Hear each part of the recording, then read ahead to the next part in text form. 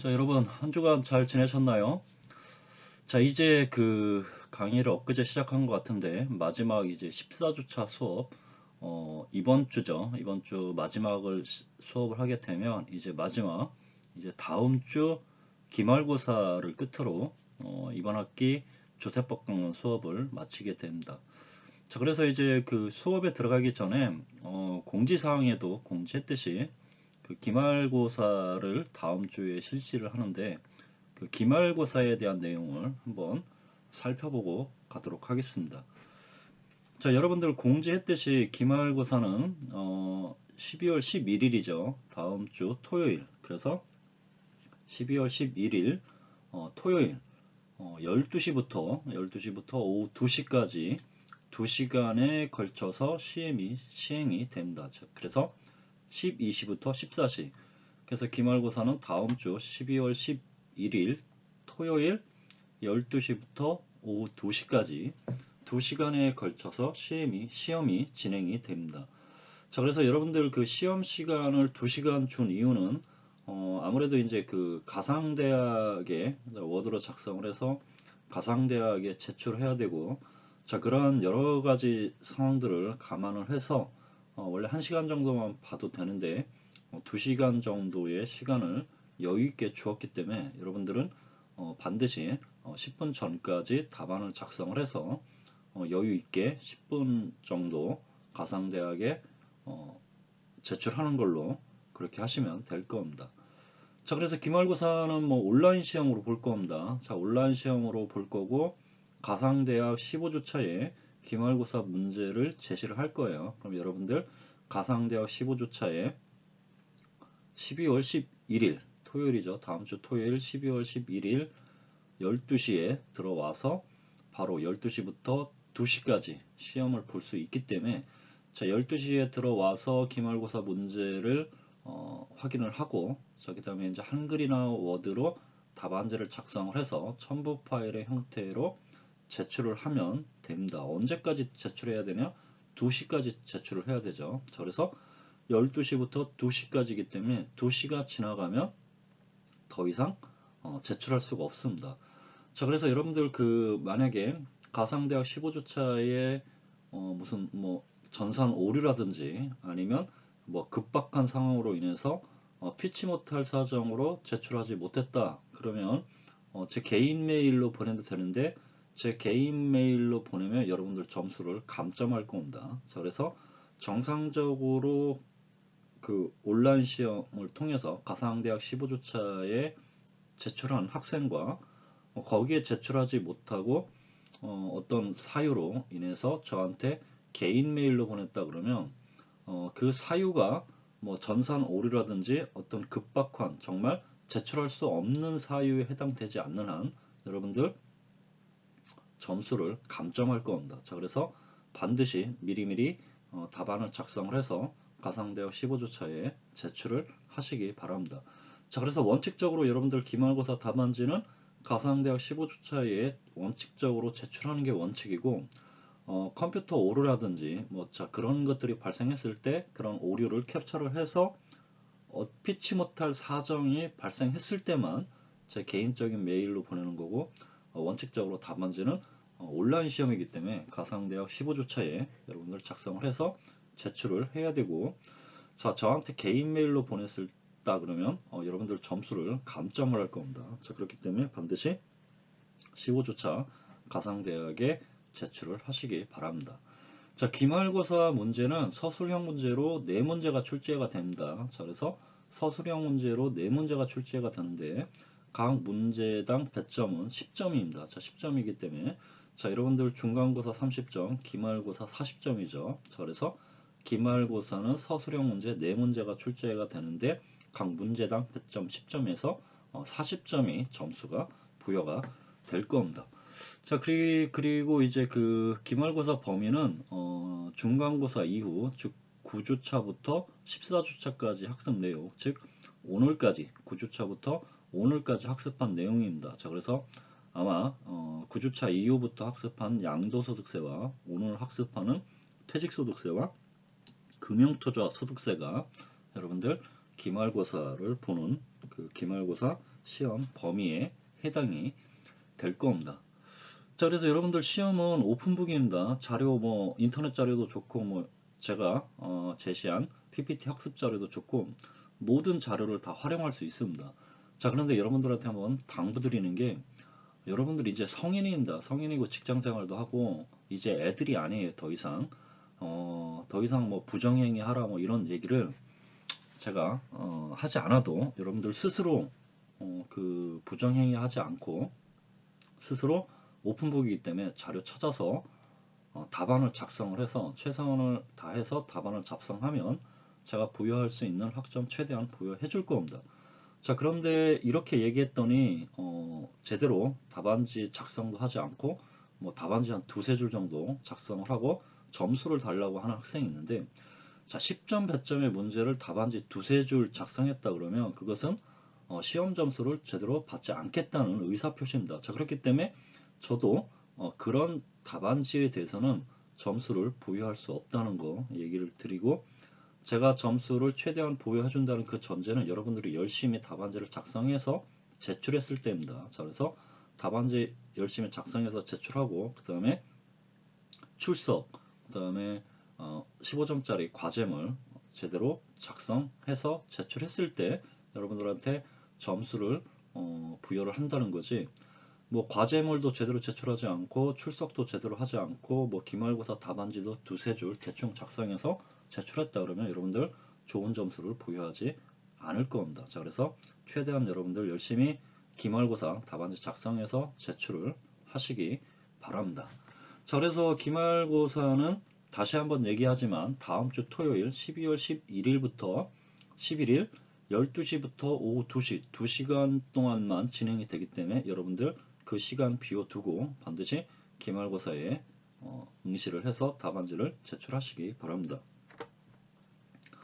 자, 그러면 이제 이번 주 시간에 학습할 내용은 자, 지난 시간까지 중간고사 이후 9주차부터 계속해서 이제 양도소득세에 대해서 살펴봤는데 자, 이번 시간에는 이제 퇴직소득세와 금융투자소득세에 대해서 살펴보겠습니다.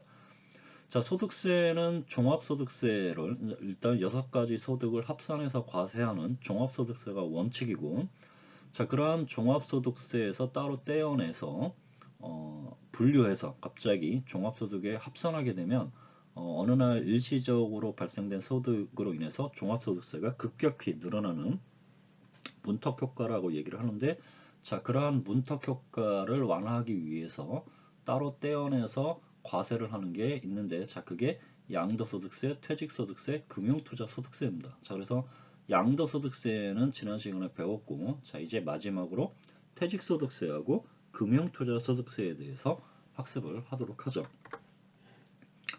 자, 그러면 퇴직소득의 범위, 퇴직소득이라는 게 무엇이냐? 쉽게 얘기해서 퇴직금이라고 생각하면 됩니다. 퇴직금이라는 것은 여러분들 회사를 다니면 회사를 다니는 동안은 근로제공의 대가로 월급을 받죠. 급여를 받으면 그 급여에 대해서는 근로소득에 해당되는 것으로 봐서 종합소득세로 신고를 납부하는데 자, 근로소득만 있다 그러면 회사에서 하는 연말정산으로 납세 의무가 종결되는 자, 그런 회사 다니는 동안은 그러한 과세 체계가 유지되는데 자, 이제 회사를 다니고 나서 회사에서 이제 퇴직을 하게 됩니다. 자, 그러면 회사로부터 이제 퇴직할 때 회사로부터 근속연수에 따른 퇴직금을 지급받게 되는데 자, 그러한 퇴직금에 대해서 과세를 하는 게 바로 퇴직소득세라는 거죠.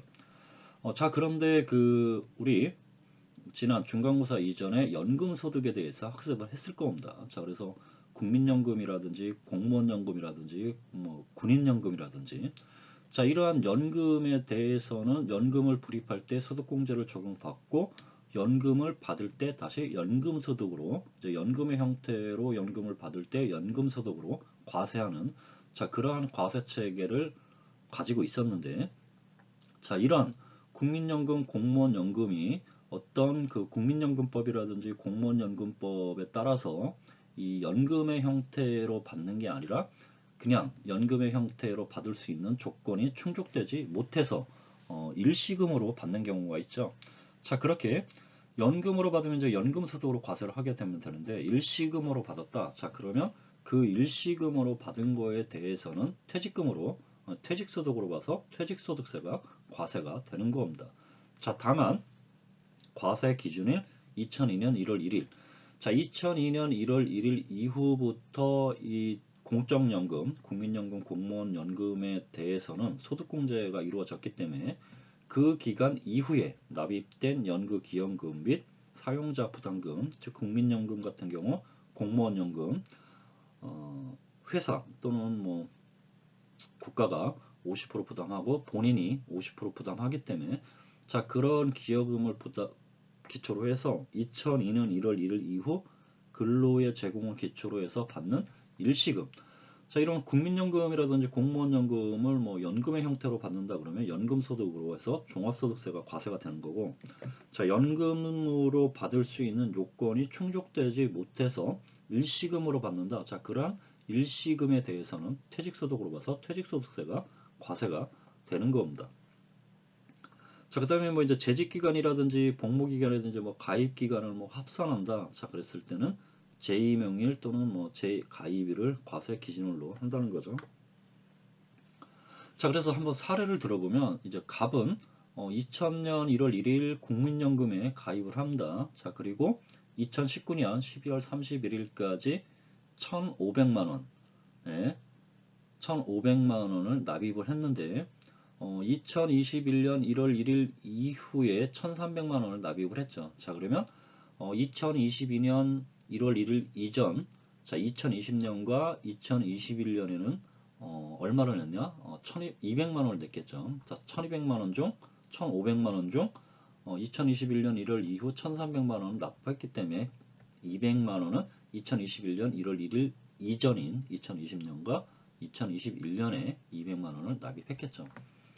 자, 그리고 이제 그 2019년 12월 31일 납입하고 이제 반환 일시금으로 2천만 원을 2020년 1월 1일에 수령을 했습니다. 자, 그리고 반환 일시금 이 2천만 원 중 이자가 500만 원인데 이 이자 500만 원 중 바로 2021년 1월 1일 납입분에 대한 이자는 400만 원이라는 거죠. 자, 그러면 퇴직금 과세 기준 금액이 얼마나, 퇴직금으로 과세될 수 있는 금액이 얼마냐? 그러면 과세 기준일 이후 납입금 및 이자, 그 다음에 실제 수령한 일시금에서 과세 기준일 이전 납입금 뺀 금액, 이 두 가지 금액 중 작은 금액이 퇴직소득세가 과세되는 과세 기준 금액이 되는 겁니다.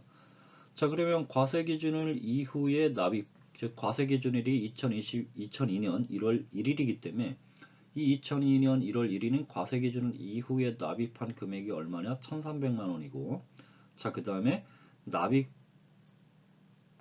자, 2021년 납입금 기준 이후 2021년 이후 발생한 이자 얼마냐?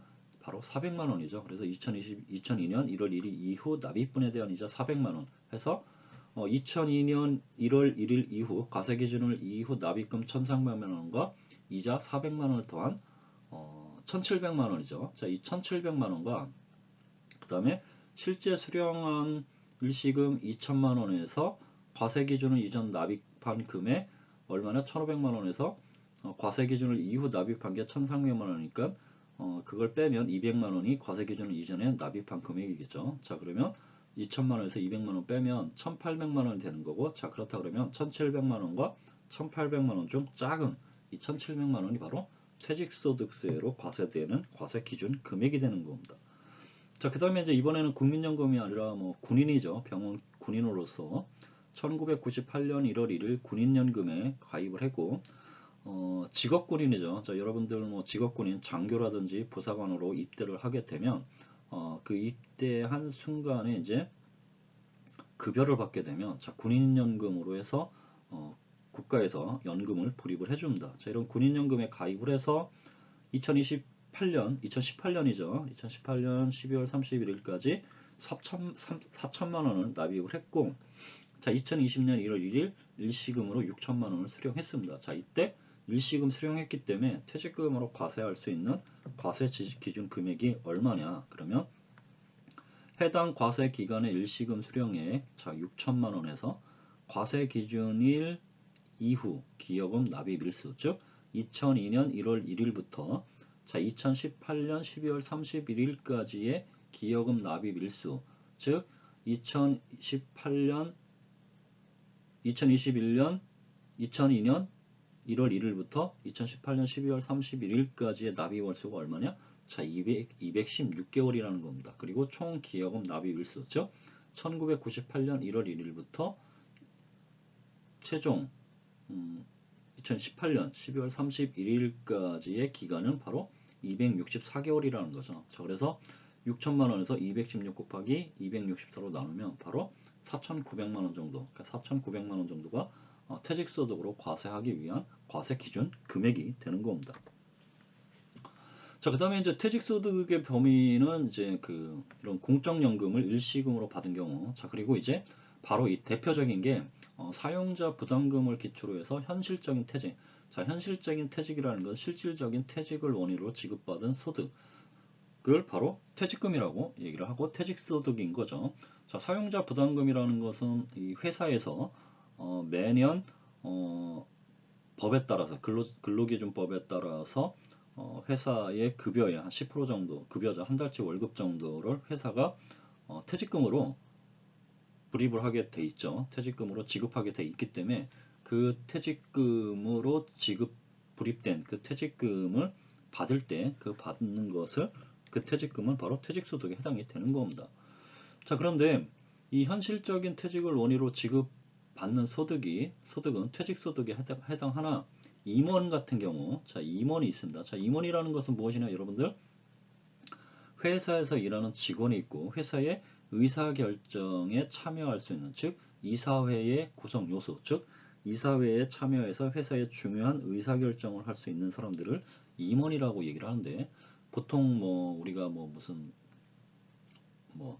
이사라고도 얘기하고 아니면 전무라고도 얘기를 하고 상무이사라고도 얘기를 하는데, 자, 그러한 임원, 여기서 말하는 이사는 우리가 상무이사, 전무이사 이렇게 명칭만 상무이사, 전무이사 이런 명칭을 의미하는 게 아니라, 자, 임원은 등기를 해야 됩니다. 자, 그래서 상업 등기라고 해서 우리가 임원은 회사 법인 만들 때 주식회사 등기할 때 그 등기에 임원을 등기하게 돼 있는데, 자, 거기 등기된 임원을 바로 여기서 말하는 임원이라는 거죠. 자, 그래서 대표이사, 그 다음에 상무이사, 전무이사 그 등기에 등록된, 자, 그러한 임원에 대해서는 퇴직소득 한도를 초과하면 근로소득으로 보는 겁니다.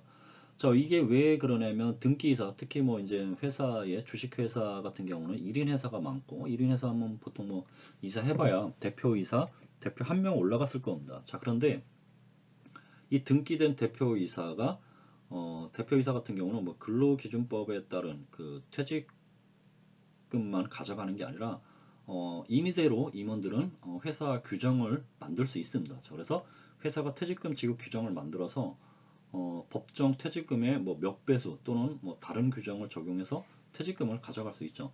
자, 그래서 이게 이제 퇴직소득은 조금 이따 살펴보겠지만 퇴직한 근로기간, 그 회사의 근속기간을 나누어서 과세를 하다 보니까 근로소득보다 적게 과세되는 효과가 있죠. 근로소득세보다 세금이 적게 나옵니다. 자, 그래서 대표이사가 회사를 퇴직하면서 많은 돈을 가져가면 그 많은 돈을 가급적 퇴직소득으로 과세를 해야 세금이 줄어들기 때문에 근로소득으로 과세를 해야 됨에도 불구하고 퇴직소득으로 많이 과세되는 것을 방지하기 위해서 이렇게 한도를 둔 겁니다. 그래서 퇴직소득 한도를 초과하는 경우에는 근로소득으로 본다는 거죠. 자, 그 다음에 이제 현실적인 퇴직 사유, 즉 실질적인 퇴직은 이루어졌지만 만약에 퇴직급여를 실제로 지급받지 않았다. 자, 그러면 퇴직으로 보지 않는다는 거죠. 자, 그리고 현실적인 퇴직, 즉 퇴직한 경우는 맞지만 퇴직하지 않았죠. 자, 현실적인 퇴직 사유, 즉 실질적으로 회사를 그만두지는 않았지만 퇴직금 중간 지급 사유에 해당이 돼서 퇴직금을 중간 지급으로 중간에 정산해서 받았다. 자, 그러한 퇴직금은 퇴직소득으로 봐서 퇴직소득세로 과세가 되는 겁니다. 자, 그 다음에 이제 소기업 소상공인 공제금, 이거 뭐 노란우산 공제라고 얘기를 하는데, 자, 이것은 뭐 간단하게 얘기하면 사업자들이 이제 폐업 등의 사유가 발생을 했을 때, 사업이 어려워졌을 때, 자, 그럴 때를 대비를 해서 중소기업 중앙회에 공제금으로 불입을 해서 나중에 폐업 등의 사유가 발생이 되면 이제 지급받는 건데, 자, 그러한 지급받는 금액은 바로 퇴직소득으로 보는 겁니다. 자, 그래서 나머지 부분은 여러분들 뭐 간단한 사항들이니까 한번 읽어보시기 바랍니다.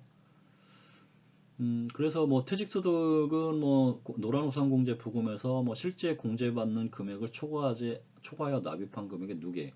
자, 우리 노란우산공제 소득공제를 받을 수 있습니다. 자, 그래서 사업자가 세금을 줄이기 위해서 노란우산공제를 가입을 하고, 또는 주식회사의 법인 대표가 근로소득에 대해서 소득공제를 받기 위해서 이 노란우산공제에 가입을 하게 되면 소득공제를 받게 되죠. 자, 그래서 실제로 받는 공제금에서 소득공제를 받지 않은 금액이 있다. 그러면 소득공제 받지 않은 금액은 뺀 금액이 퇴직소득으로 과세가 되는 겁니다. 자, 그래서 나머지 부분은 그냥 읽어보시면 됩니다.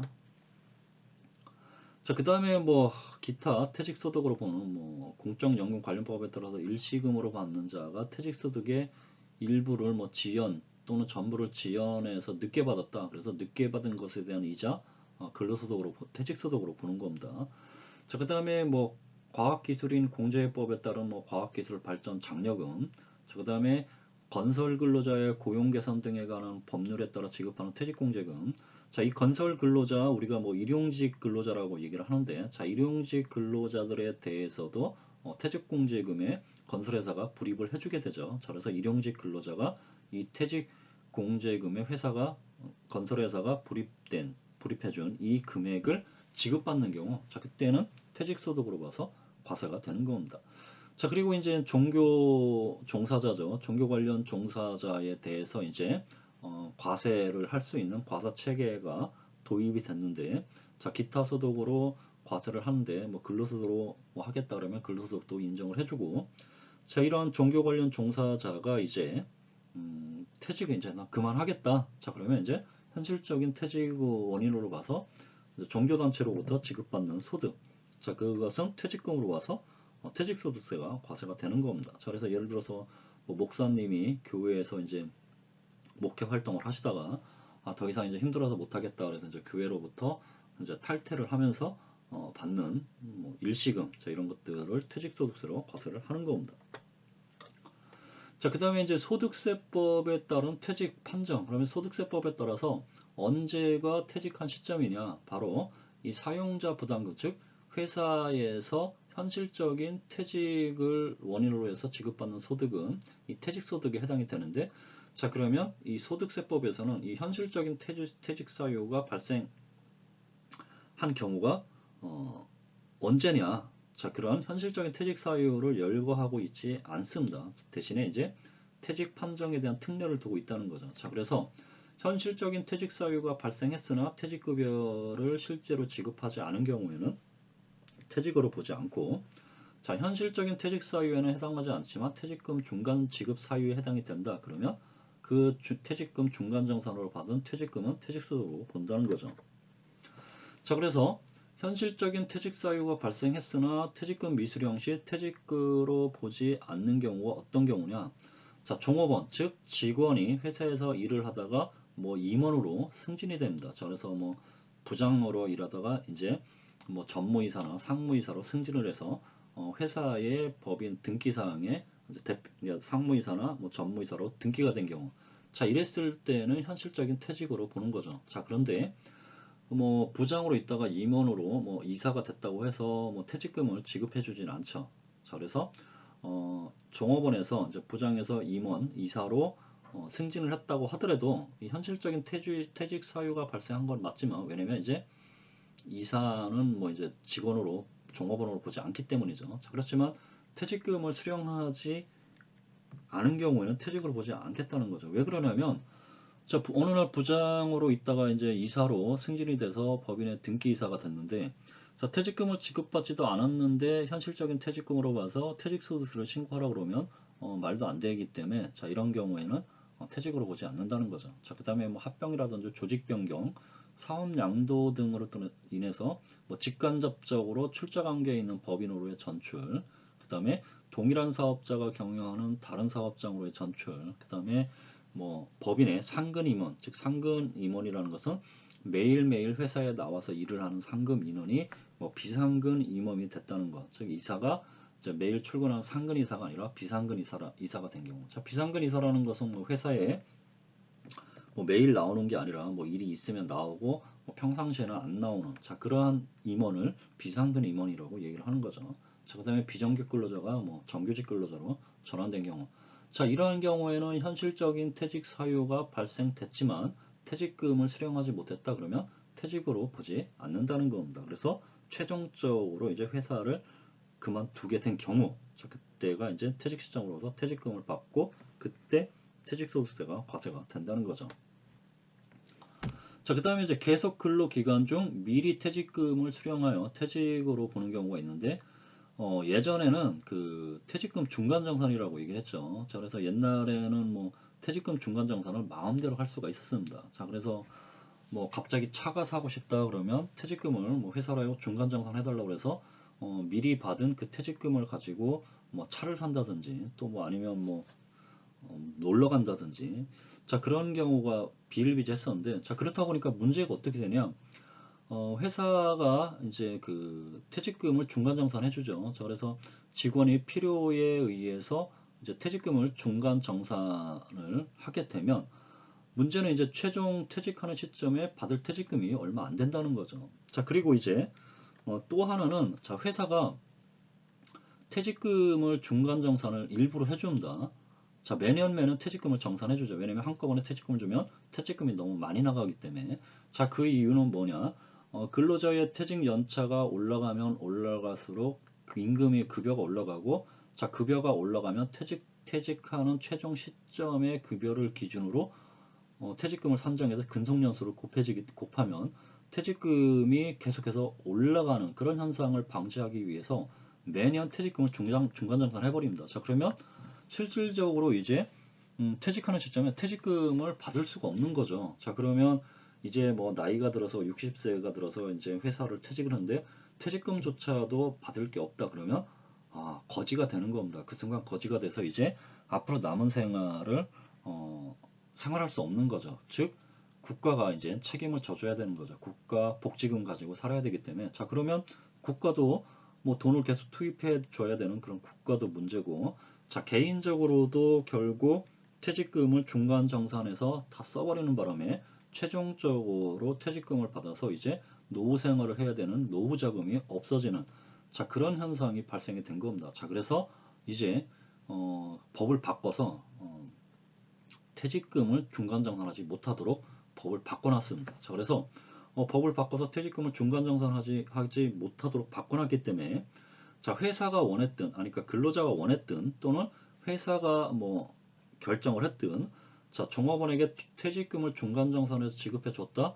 자, 그것은 법률상 무효입니다. 자, 그래서 법률상 무효이기 때문에, 자, 회사가 퇴직금을 중간정산해 줬다고 했다고 하더라도 최종 퇴직하는 시점에 직원이 퇴직금을 달라고 하면 퇴직금을 줘야 되는 겁니다. 자, 그래서 이제 퇴직금을 이제 회사가 종업원의 직원이 원한다고 해서 퇴직금 중간정산을 해주지 않죠. 자, 그런데 이렇게 퇴직금 중간정산을 무조건 다 막아버리면 이제 급전이 필요할 때가 있습니다. 자, 그럴 때 이용할 수 없는 경우가 발생이 되기 때문에 원칙적으로 이 근로자 퇴직급여 보장법에 따라서 퇴직금 중간정산은 금지가 되지만, 자, 일정한 사유에 해당이 되면 퇴직금 중간정산을 할 수 있는 거죠. 자, 그러한 사유가 어떠한 경우냐? 자, 무주택자입니다. 자, 근로자가 무주택자인데, 자, 본인 명의로 청약을 열심히 넣어서 뭐 운이 좋아서 청약에 당첨이 됐다. 당첨이 돼서 이제 주택을 구입한다. 자, 그랬을 때는 한꺼번에 일시금이 들어가야 되기 때문에, 자, 퇴직금 중간정산 사유에 해당이 돼서, 자, 회사로부터 퇴직금 중간정산에서 받아서 그 금액으로 주택을 구입하는 경우 퇴직금 중간정산 인정해준다는 겁니다.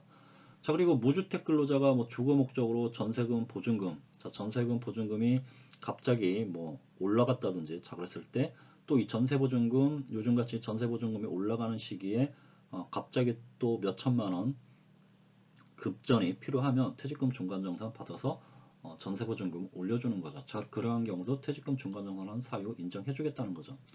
자, 그 다음에 뭐 이제 근로자라든지 근로자 배우자 즉 부양가족이 이제 질병이나 부상으로 아픈 거죠. 자, 6개월 이상 요양하는 경우. 자, 그 다음에 뭐 파산 선고 개인회생 절차 개시 받은 경우. 자, 그 다음에 임금 피크제를 실시를 해서 임금이 줄어드는 경우. 자, 임금 피크제라는 것은 뭐 나이 60이 넘었으면 실질적으로 이제 퇴직을 해야 되지만, 자, 퇴직하지 않고 뭐 5년 동안 뭐 더 근무할 수 있는데 뭐 대신 뭐 기존에 받던 급여의 뭐 50%만 주겠다 이렇게 깎아서 주는, 자, 이것은 임금 피크제라고 얘기를 하죠. 자, 임금 피크제를 통해서 이제 임금이 줄어든다든지 또는 뭐 태풍이라든지 홍수, 후, 강풍 이런 천재지변에 해당하는 사유가 발생이 돼서 그러한 천재지변을 극복하기 위해서 퇴직금을 중간정산 받아야 되는, 자, 그러한 경우에만 퇴직금 중간정산 사유에 인정이 되고, 자, 그 외의 것들은 퇴직금 중간정산에 인정되지 않습니다. 자, 그래서 이런 사유로 퇴직금 중간정산에서 받아가는 그 퇴직금에 대해서는, 자, 현실적으로 회사를 퇴직하지 않았지만 퇴직 소득으로 봐서 퇴직소득세가 과세가 되는 겁니다. 자, 그 다음에 이제 퇴직금의 수입 시기, 즉 퇴직금의 수입 시기가 언제냐? 자, 그것은 바로 퇴직한 날입니다. 자, 그래서 퇴직한 날 원천징수에서 납부를 하는 거죠. 자, 예외는 언제냐? 자, 다음에 해당하는 경우는 지급받는 날. 자, 원칙적으로 퇴직한 날이 퇴직금 수입 시기고, 퇴직금을 퇴직한 날 이후에 받았다고 하더라도 퇴직한 날이 퇴직금 수입 시기인데, 자, 예외 이 세 가지에 해당하는 경우에는 바로 퇴직한 날, 그러니까 그 퇴직금, 실질적으로 퇴직소득으로 보는 금액을 지급받는 날로 한다는 거죠. 그래서 뭐 공적연금에 따라서 받는 일시금, 자, 그 다음에 일용직 근로자가 받는 퇴직공제금, 자, 그 다음에 뭐 노란우산공제에서 받는 금액, 자, 그 다음에 뭐 퇴직금, 자, 퇴직판정 특례에 의해서 뭐 집을 산다거나 이런 퇴직금 중간정산 사유에 해당이 돼서 퇴직금을 중간 지급받는 경우, 자, 이러한 경우는 지급받는 날이 퇴직금 수입시기로 본다는 겁니다. 자, 그래서 예를 들어서 퇴직일이 2019년 12월 31일인데, 자, 회사에서 퇴직한 날이 2019년 12월 31일인데 퇴직금을 언제 받았냐? 2020년 1월 11일 받았다. 자, 그러면 퇴직소득 수입 시기는 언제냐? 바로 2019년이라는 겁니다. 자, 그렇기 때문에 2019년에 귀속이 되는 거고, 바로 2019년에 귀속이 되기 때문에 5월 그 다음 연도 2020년 5월 1일부터 5월 31일까지 퇴직소득을 신고 납부해야 되는 거죠. 자, 그렇지만 이 퇴직하는 시점에 뭐 회사가 이 퇴직소득세를 원천징수해서 납부를 합니다. 자, 그러면 원천징수로서 납세 의무를 종결할 수가 있는 거죠. 자, 그렇다고 하더라도 이게 만약에 원천징수한 퇴직소득세가 확정신고를 통해서 신고 납부해야 될 세액과 차이가 발생된다. 그럼 차이가 발생되면 자, 그때는 바로 5월에 확정신고 때 퇴직소득세도 신고 납부해야 되는 거죠. 자, 그리고 회사를 계속 다니고 있는데 어떤 특정 사유, 즉 주택구매로 인해서 급전이 필요해서 퇴직금 중간정산을 받는다. 그래서 중간정산 시점이 2019년 12월 31일인데 중간정산 퇴직금 지급일이 2020년 1월 10일이다. 자, 그러면 퇴직소득의 수입 시기는 바로 2020년이 돼서 2020년이 귀속되기 때문에 결국 2020년 퇴직금 받을 때 원천징수로 해서 납부를 하고, 자, 2021년 5월에 원천징수세액과 확정세액이 차이가 발생이 된다. 차이가 없으면 원천징수로 납세 의무가 종결이 되는 거고, 차익이 발생이 된다. 그러면 2021년 5월에 퇴직소득세를 확정신고 납부하면 되는 거죠. 자, 그 다음에 이제 퇴직소득세 계산하는 방법. 자, 퇴직소득세 계산 방법은 지금까지 살펴봤던 우리 그 종합소득세나 양도소득세와 달리 조금 복잡한 산정 방식을 취하고 있습니다. 자, 그래서 이 퇴직소득세 계산 방법에 대해서는 잠시 쉬었다 하도록 하죠.